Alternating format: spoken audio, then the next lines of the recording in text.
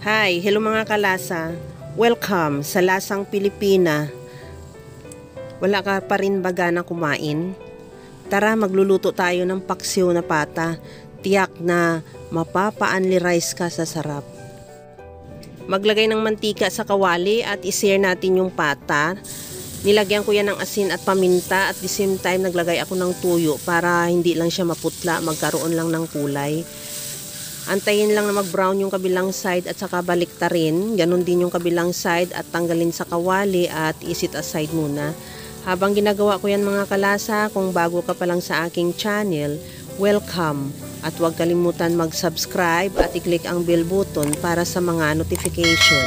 At kung dati ka pa, welcome back at i-follow mo na rin ako sa aking Facebook page Lasang Pilipina. Sa disim na kawali, igisa yung bawang, ihalo hanggang sa maglabas ng aroma.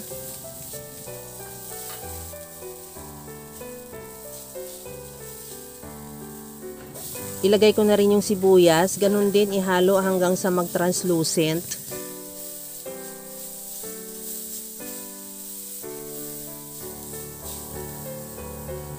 Ibalik ko na rin yung pata.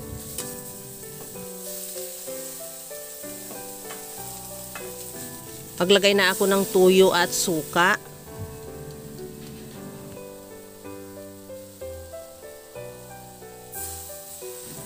Lagyan ko rin ng dahon ng laurel.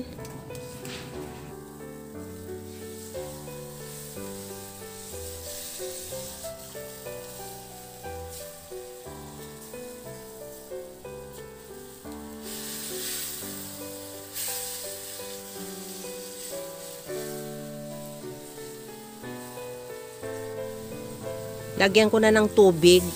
Nakadepende sa dami ng karne yung dami ng tubig. Basta palampasan mo lang siya ng kaunti para sigurado yan makakapalambot na yan sa karne. Kung kailangan pa nga magdagdag ng tubig, pwede rin magdagdag hanggang sa lumambot yung karne natin at the same time maluto na rin. Takpan ko muna hanggang sa maluto.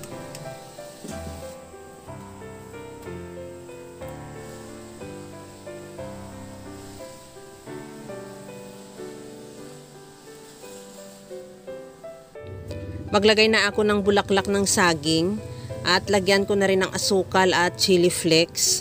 Optional yung chili flakes, kung ayaw mo ng maanghang pwede hindi mo siya lagyan. At ilagay ko na rin yung Mang Tomas all around sarsa. Ihalo lang hanggang sa mag-reduce lang yung sauce o lumapot lang din yung ating Mang Tomas. Kung medyo gusto mo ng medyo masabaw pa siya, okay na yan. Pero kung gusto mo talagang medyo malapot or concentrated yung sauce niya, ituloy nang sa paghalo hanggang sa mag-reduce. Kaya mga kalasa, kung nagustuhan mo yung ating video, please like na lang at pakishare na rin sa inyong mga friends.